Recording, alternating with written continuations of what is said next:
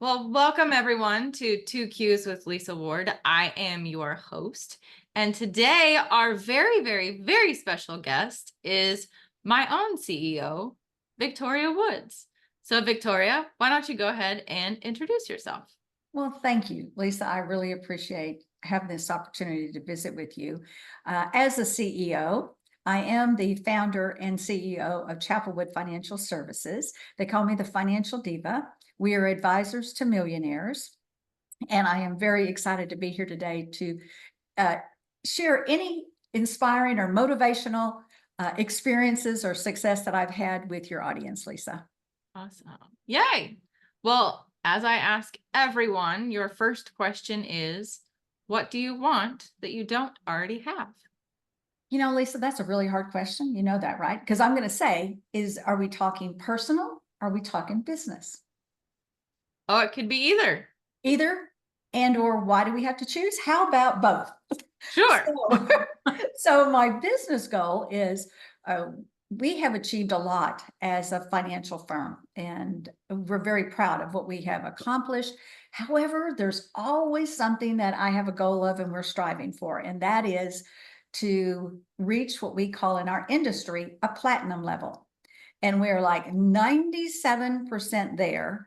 So every day, what we do is we think about what is the most important thing that each of us can do today in order to get us one step closer to that goal. And what that means is that we are at our different level. We actually get to network with a higher level in our industry, even though people say, Victoria, how does that happen? You're already in the top 3% of women business owners in the country. And I go, yeah, but I still want that. So I want that prestigious level of being what we consider in our own firm, an RIA, a registered investment advisory firm. What I want it to be is to be able to have that platinum level, which gives us a lot of more resources for us as a business. Now, personally, Lisa, I have everything I want. It's if I want it, I go get it. How many diamonds can you have? How many furs can you have? How many cruises can you take? How many cars? I only have 3 right now. How many of those can you have? Well, I have everything in my life. I've got great friends, great clients, great team.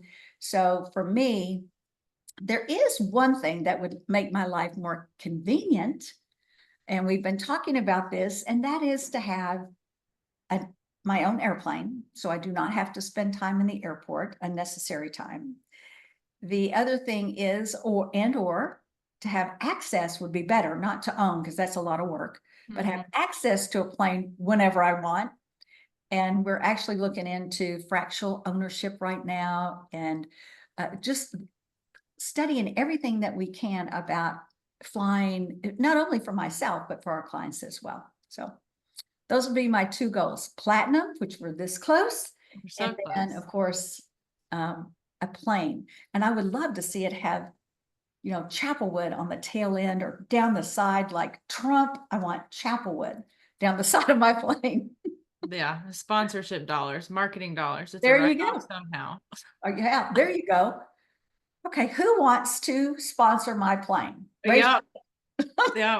Too funny. Raise your hand. So the second question is, what's holding you back from achieving, which you've alluded to some of it. So what else do we think is holding us back, or what are our next opportunities as we probably would approach it for platinum? Well, and for platinum, it's just going out there and really engaging with the community, with our clients, doing educational workshops like we do, because what we know in our industry and for our particular firm, which we are quite unique and different, what we know is that when people meet us, when we look at where all of our clients come from, it's referrals from our clients, people that have met us, whether it's on a podcast like this, or if it's on a YouTube, or if it's on LinkedIn, or on a stage somewhere where I am. That's when they get to know us better, and they feel like, okay, I've identified that I'm a millionaire. I want to protect my assets. I want to make sure I have the right tax strategies. These sound like the people that I need to align myself with. So that's how, and it's a longer process because for us, it's a long-term relationship. I describe it always as this isn't a sale, that we become partners because our clients, we have 100% retention of our clients. So we don't lose clients. Even when they pass away, and we've had unfortunately 2 this year, when we have a client pass away, their children become our clients. And if they're not already our clients. So for us, it's that just become more people knowing who we are and what we do and what makes us different. Mhm. And Yeah, we it have has so many resources for that, which is great. Yes. And our resources are different than the typical firm's resources. Exactly. Yeah. And we say that, and it's hard to, it's really hard to articulate, right, Lisa, until somebody comes and joins us or comes to an event that we have, whether we do a client event or we do something that is, where we engage the public and they have an opportunity to hear us or even watch our videos. Like, we'll put the Millionaire Experience with Michael Kim. He's the CEO or one of our best partners and longest partners that we've had. And when you see that, I always put that on our videos and say, take a minute and watch this short video. It'll give you an idea of what makes us different. And then we have the ChappelWood Difference. That's a video of our building. That's something to behold because people have said this is like the Bellagio Hotel, Victoria. And I was like, well, thank you. But we want our office space to reflect who our clients are. And that's important for us, for our enjoyment, but also for our clients. And I had a woman, I was on a Zoom earlier, Lisa, you'll enjoy this. I was on this Zoom and this woman said, Victoria, I've heard this thing about, you tell a story about the look. What does that mean? I knew exactly what she meant. I said, well, when new clients are not clients yet, when they come in for their initial appointment, they stand in the lobby and they look up and they look around and I see the look. So before we step into the boardroom, after they've had a tour and I greet them, before we get in the boardroom, I said, okay, before we step in, I notice you have a look that I've seen before. And this look is, oh my gosh, this is pretty opulent. And you're thinking, I wonder what the mortgage is here. I wonder how much of my money is going to pay for this building and the upkeep and all. So I let them know right away that first of all, just so you know, I own my stuff. We own this. So when you come to ChappelWood, what you are paying for is not this building. I own it. It is our resources, our success, our strategies, our real relationships, and our teams that all work behind the scenes for you. And you just literally see this, it's like air out of a balloon. And I've noticed this since we moved into this building. We've been here 20 years, and I always noticed this, and I always wanted to make sure that before we started talking, because I never wanted somebody to be thinking, about, oh my gosh, what am I paying for? What's it going to cost? And I can't afford them. And all of those things in their head, they wouldn't be able to be having a good discussion about their goals and their dreams and their vision and their values. I mean, all of that we're here to talk about for them. I knew that they would be preoccupied. And so that was just a technique that I used, and it worked every single time to just, everybody's now at ease. Now we can go in and it's all about you. So let's get that question out of the way and done. So that was something that came up today that I just thought it was enjoyable for me to get to explain it to them. Yeah, what happens in our office. How important, since you do own your stuff. So as a business owner, 20 years ago, so go back to the Victoria then, how important was that to get the location you have, make the decisions on the building? Like, did you let's just be finance honest. that? Did you have anybody like tell you, oh, you can't do it because of X, Y, and Z? Like, what was that process like? It was, looking back, it's now humorous, but in the moment, it just seemed normal. this is what I'm doing. I'm buying this land. I did a 1031 exchange and did on a bank building that we owned. And so when we bought the property, it was so that I knew I'd never have to move again. I had been kind of squeezed out of my home. I started as a home-based business, which I'm very proud of. Anyone that says that, they're like, oh, well, I just office out of my house. I go, how smart are you? I think that's brilliant, but when I took over the back bedroom, then I took over the kitchen desk, then I took over the cook island. I went to the den. By the time I got to the dining room, my husband and CPA sat me down and says, go get office space. And I'm like, Get out. I don't want to. But when I did, it was scary to me just to lease office space and have that commitment, knowing that I would rather all that money going back into the company. I just think it's so smart to have a home-based business. I have literally started 3 very successful businesses out of my back bedroom. So I know what it takes. Not everybody can do it. It came easy for me because I love to work and I am very disciplined, and I get up and I get dressed like I would every day to go to an office, walk myself in the bedroom and work. And other people, it's like, oh, I got the laundry to do, and oh, I got this, and I could garden. And no, you're working. You do that on Saturday at night, whenever. But I was just real disciplined, so it was easy for me to create these businesses, home first. And then I went to an office, and then got squeezed out of there. Was building a building on that property, got squeezed out of there. A lot of stories. Bombing happened. I gave up the office space every time for someone else, is what I did. I had agreements, but somebody had a story that was compelling to me that I wanted to support them. So I gave up my office space. Then I gave up that building, and I was forced to buy a building that I shouldn't have been buying. It was a bank building. It was too much, too fast. Financially, I should have waited probably 2 or 3 more years, but I was in a situation where I had to do something. And so I did. And that became very scary to me. Once I closed on it and had the building, I started second guessing myself. Oh my gosh, what did I do? How am I going to afford this?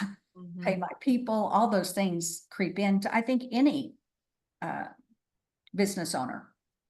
It's going to happen. Right. And when it happened then, I remember how scared I was, and that and doubting myself that I'd made a mistake, even though I felt confident when I was doing it. Then you feel like you made a mistake. The same thing happened here, but I will be the first to admit, oh, I way overdid this building. I way overdid, buying 3.5 acres, really, and buying, a building, and then building a, 4,500 square foot building, and I have a 1,300 square foot building, and I still have another 1.5 acres. But just doing that, I started second guessing myself again. But it didn't last as long, because once you go through it once, then you think, okay, wait a second. I felt this before. Everything worked out great. And I always say, God's rejection is my protection. And there's things that have happened in my life that I know that I thought I wanted. And when it didn't happen, I found out later that it was really God protecting me for something bigger and better. And so it's easier to go through it, I believe, like the second, the third time when you have these things happen to you in business, you have the self-doubt, it's easier to go through the next time. It's like the first time a financial advisor and or a client goes through a crash, whether it's a tech bubble, whether it's the financial crash, crisis we had, whatever happened, the whole Madoff's, scenario, all of those things petrify people, and then they become paralyzed. So as an advisor, helping them through those things, because you've gone through them already. You've gone through them a little bit, then you've gone through them a little. So like, you know what? We've been here. We're still here. We didn't lose a client one during the financial crisis. We still had our 100% retention. When you can go back and look at those things, you become what I call bulletproof. Even though if you're scared inside, or you're thinking, okay, this is a little different than the last time, and people say, oh, it's different this time. I'm like, no, not really.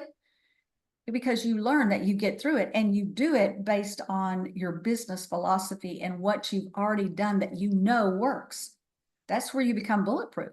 So when someone tries to tell you, oh, Victoria, you should take everybody to cash, you should do this, and I go, Oh, Lord, okay, no. thank you. Just go, okay, thank you. No, we didn't do that then, and we're certainly not going to do it now. And especially when you can get through things that are those short blips.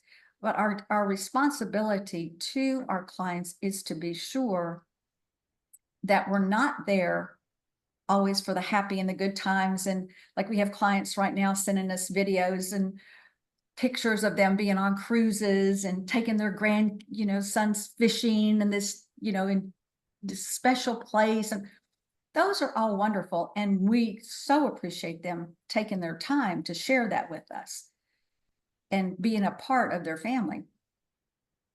However, we do have to be there for the really difficult times when we lose a spouse. Those are the difficult times when we have a downturn in the market. We're just fortunate, though, that just like in 2008, not one of our clients went back to work. Not one of our clients changed their holiday plans. They didn't have those kinds of issues like other people did. And it was sad to me to hear all the stories when I say sort of outside of here. We know what happens in our family and what goes on here. But the stories that I heard of people having to go back to work, or they couldn't retire that year they were planning to retire, and you lose 39%. You're just like, I can't retire. 4 years, yeah. Yeah. So we didn't experience those things. And it still was hard. It was hard enough going through what we went through with each of our clients, but not that we didn't have to go through that, which I feel very blessed about, but it still was a very difficult time. And the point is that you need your advisor the most when the market is volatile, just to make sure you do not make a bad mistake. Because some of them you can't do over. Oh, no. Yeah. Really, yeah, you've said multiple times, education is expensive. So let's not learn the lesson, just learn it from our experience. Let's guide you through that. Yeah. Well, and it is. Education is experience. So learn it once. And we talk about it in my book, learn it once or learn it for somebody else. Just don't do it again. Don't beat yourself up. I talk about that in my book, the first chapter, about doing stupid with money. Well, we've all done stupid with money. So just own it. Go, you know what? I did stupid, learn from it, never did that again. I told a story that really meant a lot to me at the time, and that I did stupid. And it was just investing in something I really did not have any knowledge over. And that was a foolish thing to do. It was a greedy thing to do. So I understand when clients do it, and I sympathize and empathize with them when they come to me and I go, oh, well, Victoria, I just got to confess, I did this really stupid thing. And I'll go, join the club. We've all done it. If you're over 12 years old, you've done stupid with money. So just know that, okay, it's okay.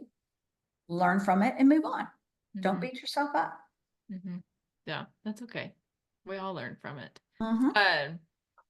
Well, this is me like prompting now. So we have acreage left over. Do you foresee building additional, or are we building elsewhere? Are we buying elsewhere now that we've grown the firm where we are now? You know, this is a little different because I'm in the firm. Normally I'm asking people what's the next step. So do you have that vision already, or is that something that's we're still mulling over? No, I have architects. No, I've got lots of plans. I always have a plan A, B, C, D, E, F, and G, just in case. So we have plans for the property. If everything is ready, but if and when the market is right to do it. My focus and goal is on platinum, and I will allow nothing to get in the way of that. I have one thing sitting on my desk that a gentleman sent me years ago, and he said, you are a woman that does this more than anybody I've ever met. And it's staying focused. And this is just a reminder that stay focused, not on all this stuff around, but that target right there. And just stay focused on that. Because in our world, especially with social media and all that we have going on, distractions are a dime a dozen. and they're constant and it's overwhelming and it's all day. And you can just get wrapped up in stuff and busy, and the day gets away from you. If you don't every single day get up and say, what is the most important thing I can do today to get one step closer to my goal? And then if you get that one thing done that day, then whatever else happens in the day is going to be okay. That you get it done. It's, for me, it's like I have this thing where, and I don't know where it came from, but I have to have made some progress, made money by 11 o'clock. It's just the way I operate.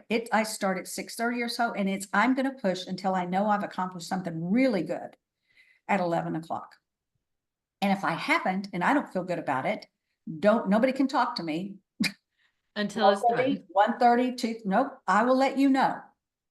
Because I've got to have accomplished something, because if I don't feel good about myself. And I feel like I'm taking up and wasting space on planet Earth.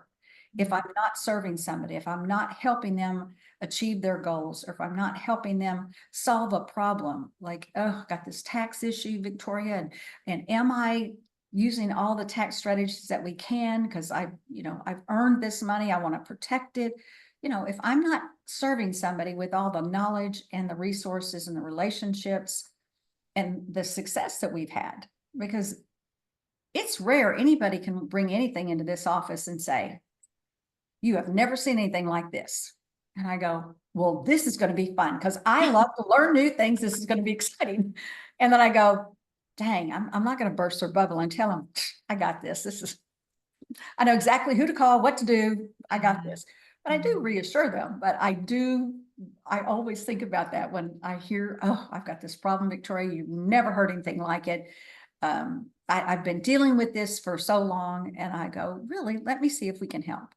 And then when I do, that is accomplishment to me. I feel very satisfied, because the one thing about our company is, when I was interviewed once, and they asked me again, it's always about, what makes y'all different, or Victoria, why don't you retire? Why do you get up and do this every day? You don't have to. You can just hang out at the golf course. You can travel. I said, I still do those things. But when I answered it this way, and I really thought about it for a moment or so, and they were very polite and kept quiet. And I thought, and I said, well, I think it's because I know, and my team knows, that when we wake up every day, we have the unique opportunity to know that we are going to have, make a positive financial difference in somebody's life today. Mm-hmm. I said, what better job could you have than to know that you wake up every day of your life and know you have that opportunity to help someone? And I just think it's a joy and a pleasure, and I love doing it. Mm-hmm. And no day is the same. No day, yes. Client is different. Absolutely. And that is such a good point, Lisa, because I honestly thought, when I was actually invited and recruited into this industry, I honestly thought it would be boring, because I came from the fashion industry. And I thought, oh, this is just going to be the same thing over and over every day. How boring could this be? Absolutely not. It is the most fascinating and intriguing, and you're always learning something. And I love it when somebody brings me something that we know nothing about. Like, we had this gentleman that told me he wanted to buy a yacht. And I said, that is so exciting to me, because I know nothing about yachts except how to get on them and off of them. Yeah. What we're going to do is I'm going to learn everything about yachts. So now I'm going to make new friends, learn something, and have fun doing it. And he kept saying, whoa, slow down. It's going to be about 5 years, 10 years. I said, oh, it's going to take me that long to learn everything I need to know to make sure we get you the best yacht out there. And then he got excited about it. He started sending me pictures. He goes, well, this is the kind I want. And I'm like, dang, and how many millions is that? Yes. It's a pretty penny. Yeah. Mm-hmm. Yes. Yes. Which kind of gets us to your personal with the plane, or having ownership of a jet. Yeah. So that's just additional resources. Like, well, another advisor at a different firm would not be doing that kind of research. No. For private placement for households.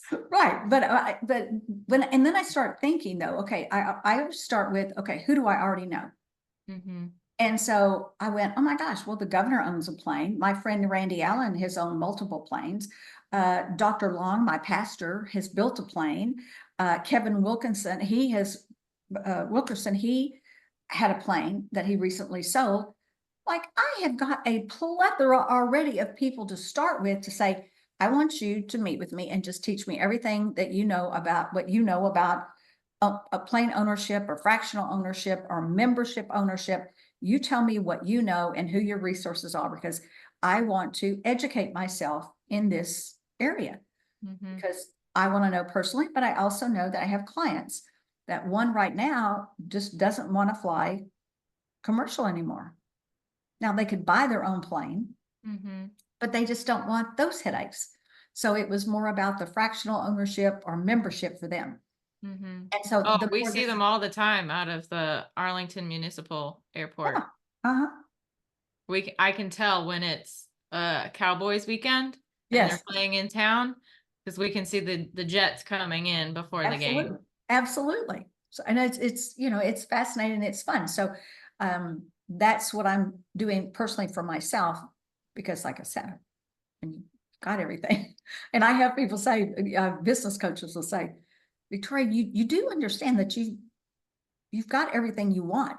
Everybody strives to get where you are, because when you say you don't want anything, I said, no, that's not necessarily true.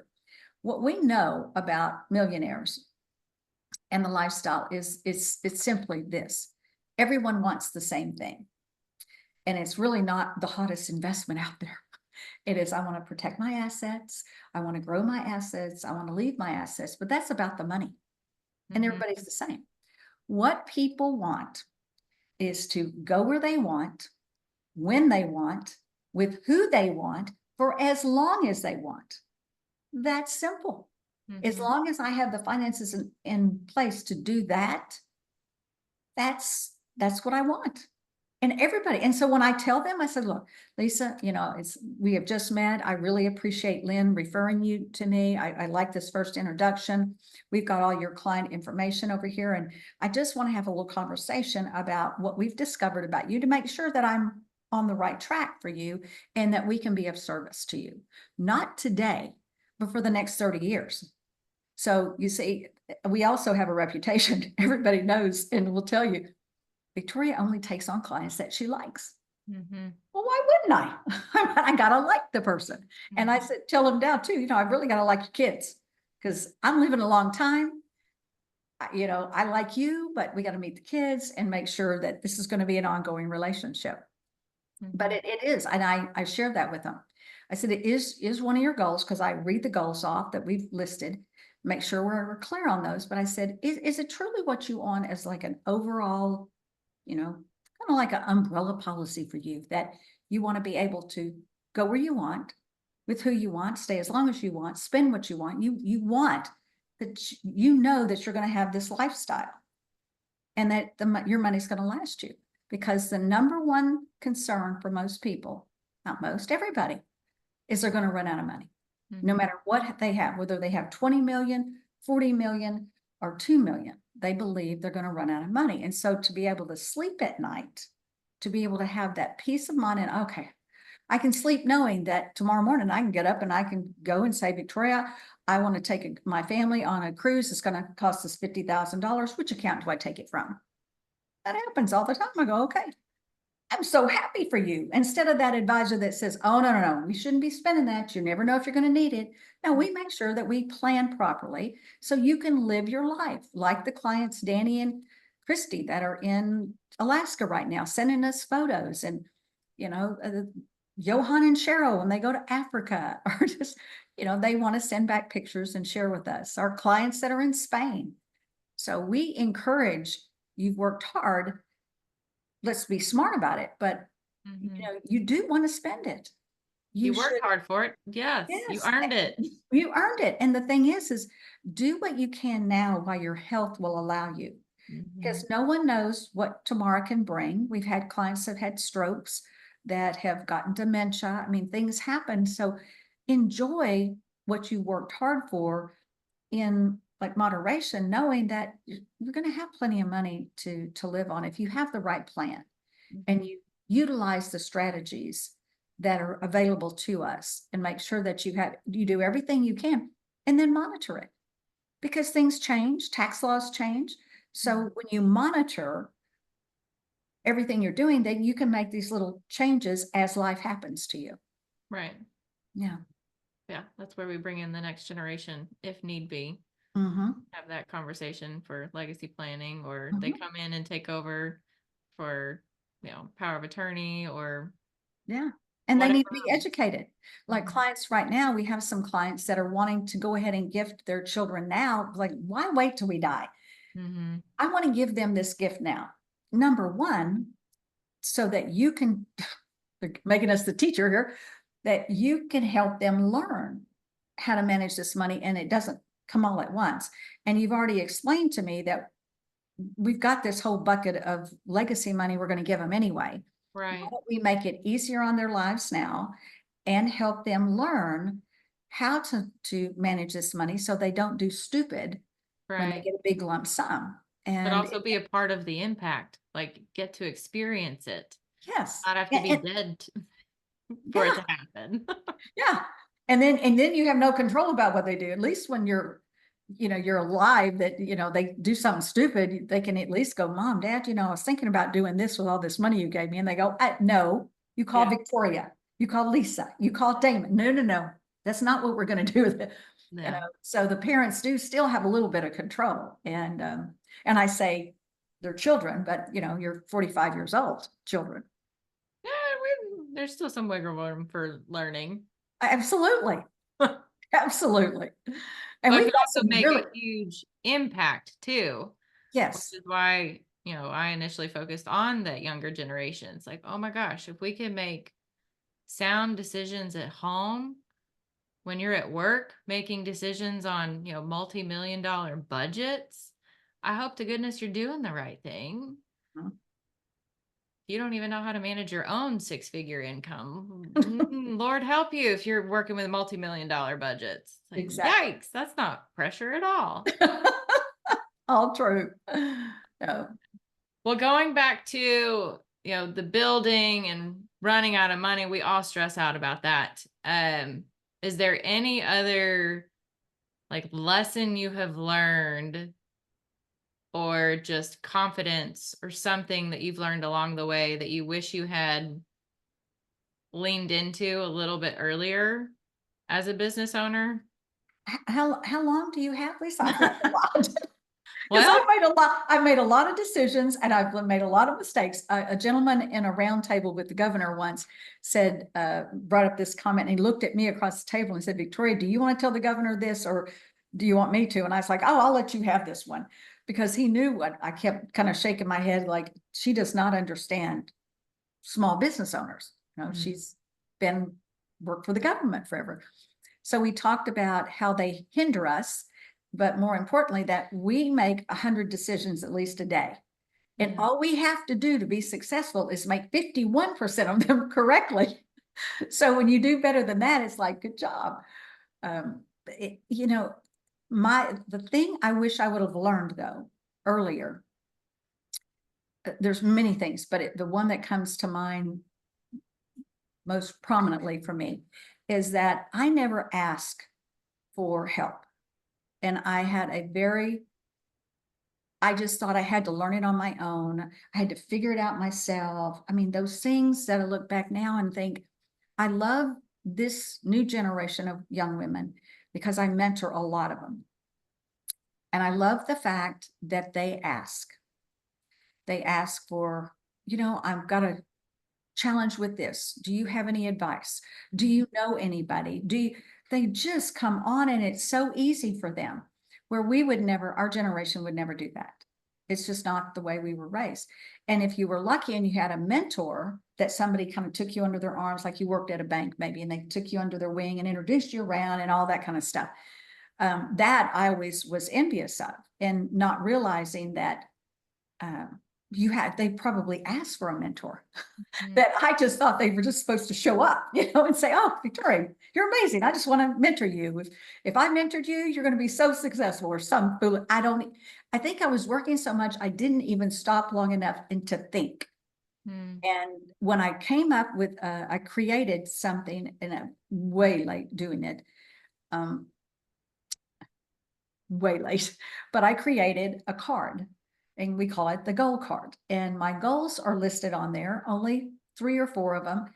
And I became very good at, no matter who I was talking to, I became very good at, after a conversation, I'd say at the end, like I was in Miami, and these gentlemen were sharing with me the Miami developments and the thousands, hundreds of thousands of condos down there. And they all start at, $1 million plus, and they're 20 million, 10 million. It's just insane. And it was fascinating. I love learning. So I'm listening to these gentlemen, and they are a wealth of information. And then there was a gentleman that had a real estate opportunity for people that don't want to buy and like leases an Airbnb or something. They want to be in a fund. They just want turnkey. So I got to meet with George on that. But when we got through, card was sitting there, and I have the way I do it. I sat back and I slid my card over, and I said, George, I said, this has been fascinating. Thank you for your time. I said, these are my goals. Because I want to think in my head, I want to say, not one of y'all had asked me about my goals. Mm-hmm. That's happened my whole life. So I've learned to say, these are my goals. Please take a look at the list. And it's a really pretty little card with my picture on it. They can't miss it. And I say, please take a look at this list and tell me which of these things you can help me with. And I just learned to sit back and just sit. And you have to shut up Mm-hmm. and give that person time to think, to read. It's not that long. They're bullet points. Take in the bullet points and pick Yes. one. Just let them look. 6 stages. Women business owners, entrepreneurs, physicians, the energy industry. Oh, we are accepting 25 million investable assets if you know anyone. Recruit 1 female advisor in the next 12 months. Expand at least 1 more market. I mean, you put them in priority, the top one first. And that is stages, because where we meet people that become CFS family members and clients are those that when they meet us. And by shutting up and letting him read, he said, I know this lady named Augusta, and she is in these amazing women's groups here in Florida, and the women run Florida. Mm-hmm. I was like, really? These women are amazing, Victoria. And there's a conference coming up. I'm going to connect you. George, thank you so much. I cannot tell you how much I appreciate that. Mm-hmm. And he goes to hand me my card back. I said, oh, no, that's for you. I said, and you got a QR code. I was like, you want to share that with anybody? It's going to give you all the information that you need about us. There's going to be a great little video there about our company, so you can see my office and how we interact. And I said, you'll enjoy it. I got an email. That was on Friday. And I got an email on Tuesday with Augusta's information, with a link to this women's group invitation for a public speaking event. And we went on the link, submitted, and we got requested to come down and speak to this real estate group in Miami, Florida. So that's how easy it can happen, but being comfortable with it and consistently. So that's something that I had to come up with that has been effective for me. Which is very different than, anybody that is blah. When people ask for referrals and networking, it's very focused. It's detailed. It's just like that thing on your desk. It's staying focused to what are your goals? What are you trying to achieve? What's that one thing that you can accomplish today? It all boils down to the same.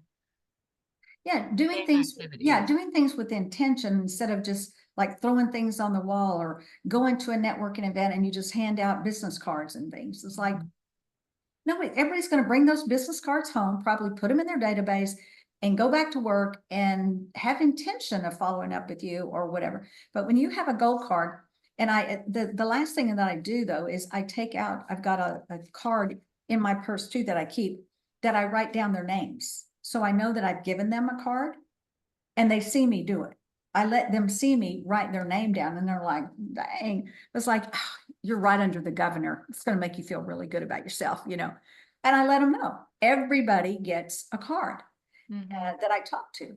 And I'm human. And when I've gotten all wrapped up in everybody else's goals and I forget to do Right. it, oh no, they get it. They get a thank you note from me with the card inside and say, by the way, it was just so delightful meeting with you. And I just want you to know these are my goals that I wanted to share with you. So please keep these in mind. Let me know which of these that you can help me with. And that goes, and I do it even with George, who did that. He got a thank you note from me on Monday before I got the link, and he got another card in the thank you note. And so did Domingo, who was showing me all the properties. So, yeah. Yeah, it's a very different perspective for networking. It's being Oh. intentional. Plus, people always like to help. Yes. And if you just realize that you love to help somebody, so why wouldn't they want to help you? Yeah. Give them the opportunity to do it. Give people the opportunity. And this is more effective than any kind of networking that I've ever seen before. And that was just, it came out of, I need to do something for myself that makes me feel comfortable. But, and I've improved it over the years.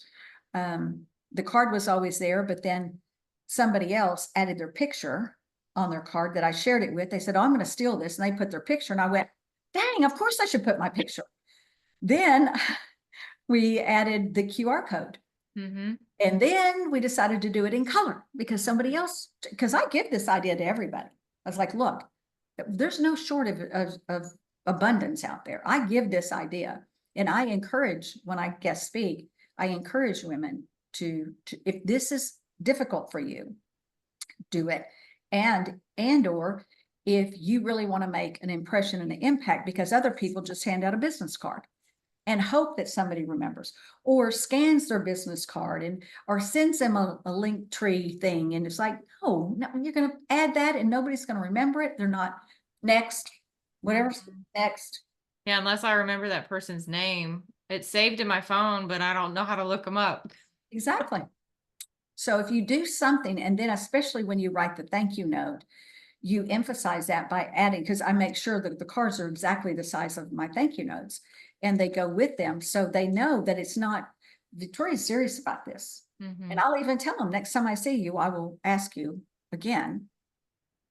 No, if I haven't heard from you, I will ask you again and remind you about my goals. So I set the expectation that, hey, when you see me, get ready, because I will ask you.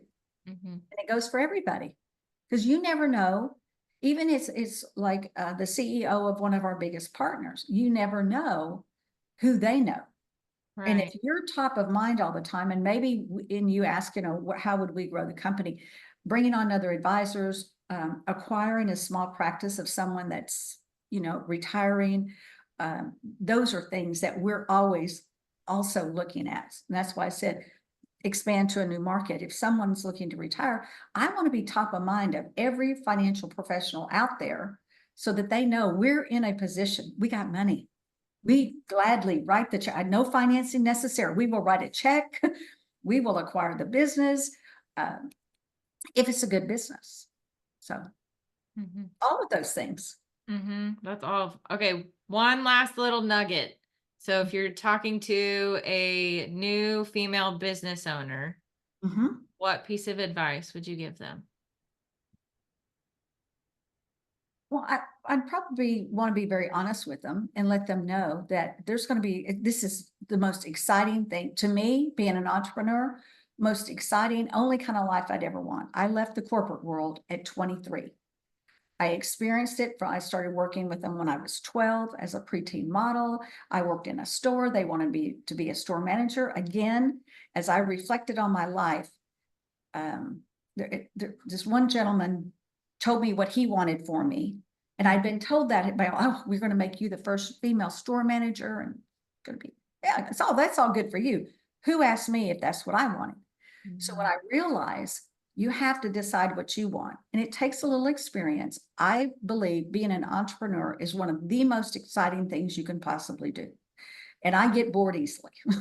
So being an entrepreneur, it's exciting. It's tough. It's challenging. It's educational. It's rewarding. There's so many things that go with it, but it's a challenge and it's difficult. So what I advise, if you're going to be an entrepreneur, what I advise is getting around other entrepreneurs, any opportunity you can for your own personal, maybe mental health, but also for your personal growth. And that you get relationships. So when you are struggling, you have a safe place to land that you can call someone and say, you know what? And they're not going to judge you. They're going to go, been there. I know how you feel. I had this conversation with a young woman earlier this week, and I could tell her, and she knew I meant it. I've gone through this. I know exactly how you feel. And you feel like you're a failure and that you made a mistake. And I say, education is expensive. We've all made mistakes as business owners. You did what you thought was the right thing. Now you've learned it's education. You will do it differently. And you sought to ask somebody else or to confess, whatever you want to call it, be a confidant and to say, I feel really bad about this. And I can say, I've been there. Get over it. Move on. It's done. What did you learn from it? What did you learn? And then you move on. But it is, to me, it is the most exciting thing, and you just don't ever give up. Because we talk about this, Lisa, about people focusing on the wrong things. If you just focus and learn nothing but what is the most important thing I can do today to get me one step closer to my goal, determine what your goals are, be very intentional, and then be disciplined.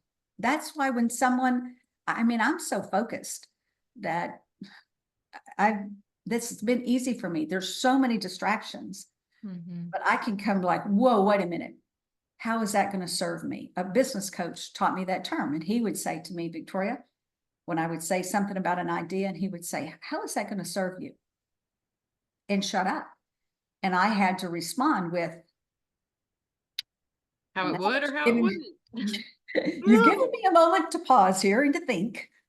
And I'm thinking it's not really going to serve my goals at this immediate particular time, now that you bring it into the way you just brought it up to me. So for me, it is always thinking about being intentional.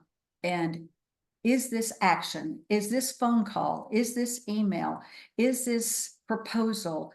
Is this speaking engagement? Everything that I think about, how is it going to serve me? I was just asked to be on this elite board of 15, maximum 20 women in the country, meeting in New York. And it's intentional. It's not just, oh, I'm inviting these women that I like. No, you have to have a 7 to 8 figure income. You're going to be in the top 3% of women business owners. You have to be an entrepreneur. They had qualifications down, and they are only selecting one person in each industry. And of course, they came to me for the finance. They said, all of these women need help, Victoria, and we think you're the one. We want you to be part of this group. And there's so much that you can share financially, but just best business practices, because you've created such a successful business, 3 of them. And that to me is being intentional. Did I think about it? Yes. Was I flattered? Honestly, yes. But did I go back to my goals? So before I made the decision, I went back to the founder of this and I said, Sarah, I just want to be clear about something. I am very flattered. And so again, don't be embarrassed. My point here is don't be embarrassed by going back and saying, but these are my goals. How can you be sure that they're going to meet my goals and not distract from my goals? So if you put it that way, which I never would have done in my 30s, I just wouldn't. Now, looking back, it's like, what if you'd have done that, girl? Things would be different. You'd have been at platinum 5 years ago. But if you do that, and I've done it twice, and I cannot tell you how much I have gained from these two women, because I've done it twice now this year. They will say, I will think about this all the time. Let me see who I can get you in front of. Let me introduce you to so-and-so. I'm sitting there going, all you have to do is ask. Really? Ask. Yeah. People You want gotta to be help kidding. people. Yes, you have though, and I shared this with you, Lisa, you have the best network of people that just come out and say, you don't even have to ask. They say, what can I do to help you?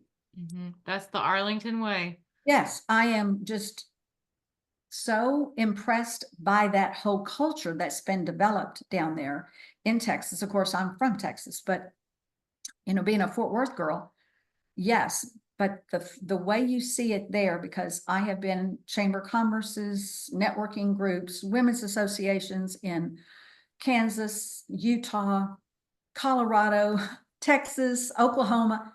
I've never seen anything like that. That every single person without prompting says, we want you to be successful. What can I do to support you? That is just unheard of.